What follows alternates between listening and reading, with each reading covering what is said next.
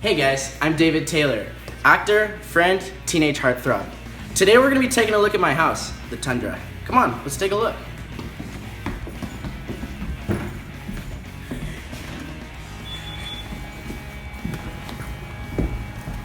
Alright, cut.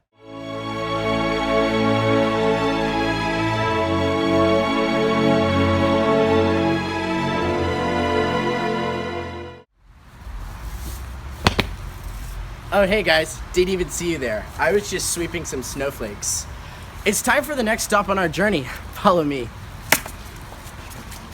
Oh look, there's iced tea. Go along. Thanks, Dave, and welcome to Precipitation Station.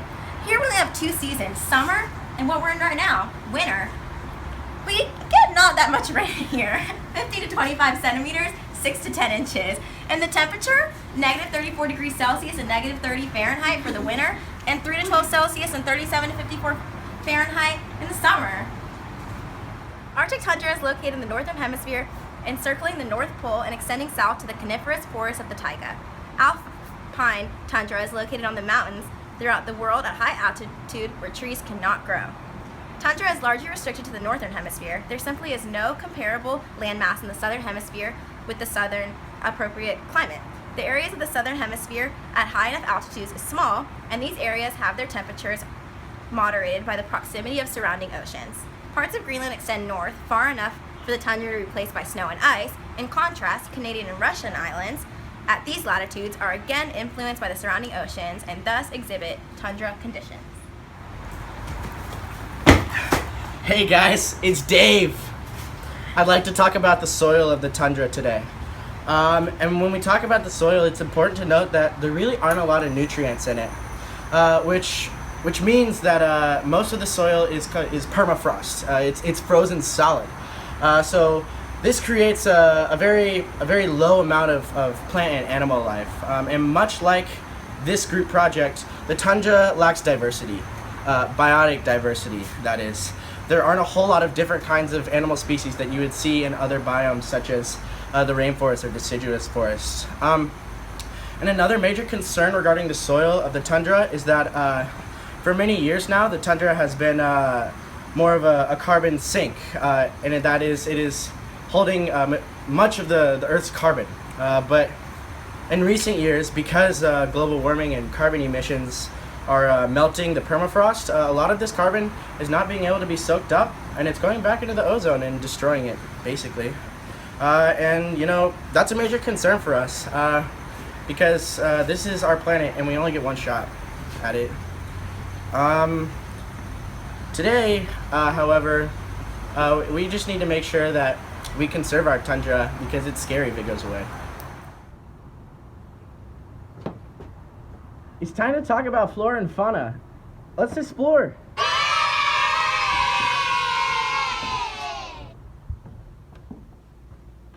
Hey, this right here is my domesticated Arctic fox, Rico.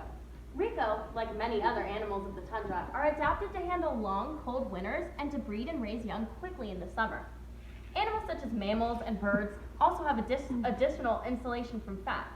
Many animals hibernate during the winter because food is not really all that abundant. Another alternative is to migrate south in the winter, like the birds do. Reptiles and amphibians are fewer absent because of the extremely cold temperatures, so they wouldn't be able to survive it. Because of the constant immigration and emigration, the population continually oscillates. Like Rico here, Arctic foxes make their homes in small burrows in frost-free ground. The Arctic fox is a scavenger and a predator, can't you see? They have adapted a dense, multi-layered pelage.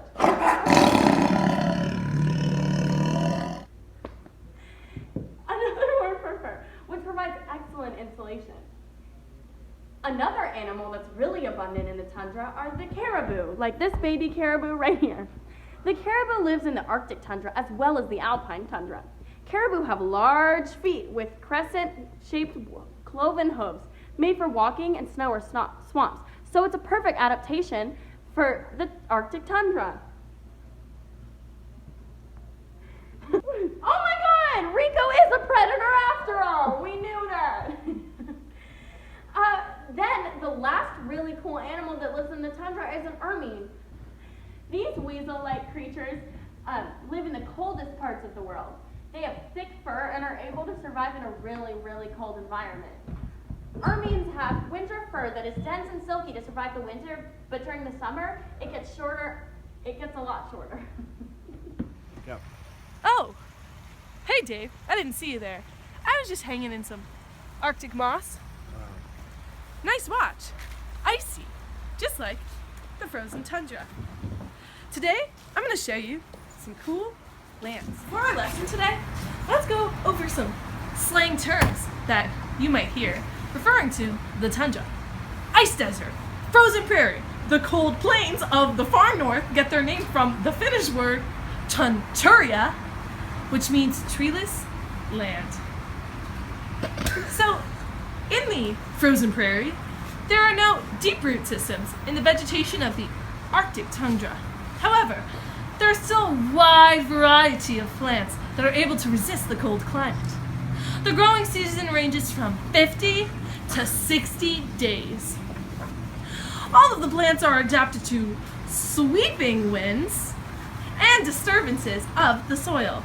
Plants are short and grouped together to resist the cold temperatures and are protected by the snow during the winter. They can carry out photosynthesis at low temperatures and low light intensities. The growing seasons are short, and most plants reproduce by budding and division rather than by sexually flowering.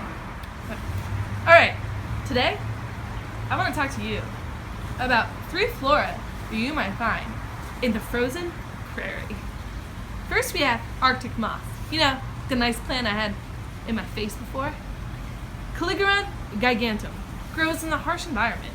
It is an aquatic plant found on the bottom of tundra lake beds.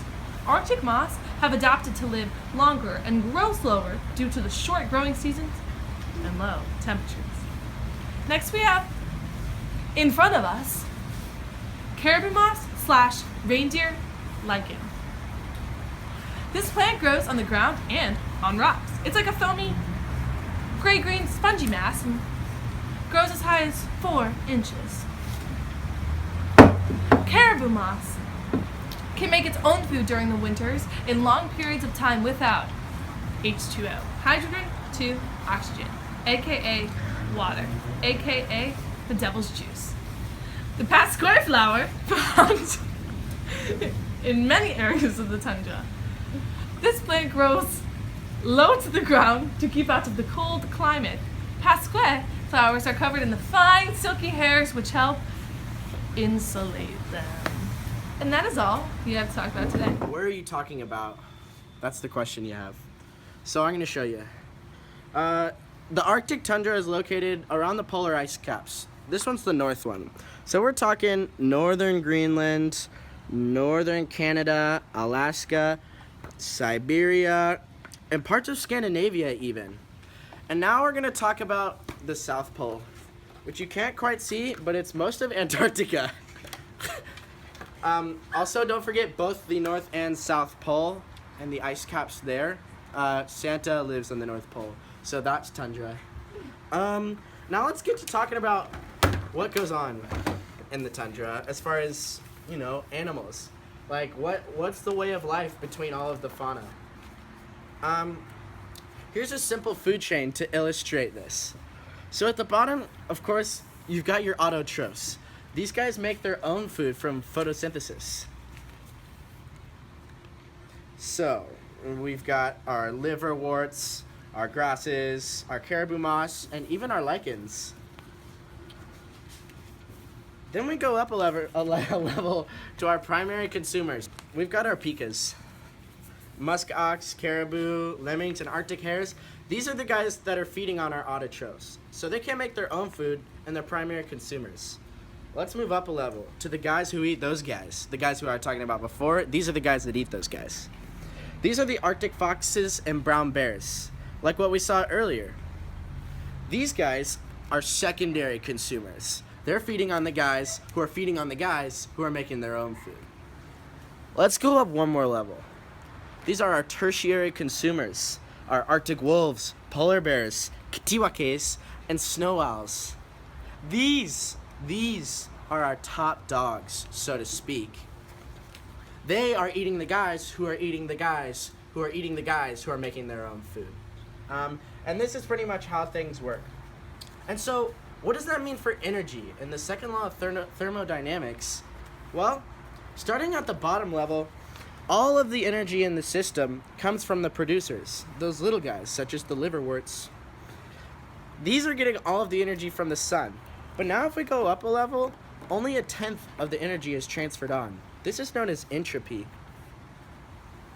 Then if we go up another level, another tenth is only passed on. And then up finally to our tertiary consumers, only 0.1% of the energy from the system is present. That's crazy to me.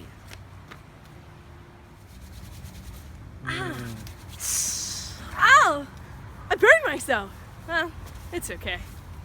You might be wondering why is it so dark? Well, it gets really dark quickly in the tundra.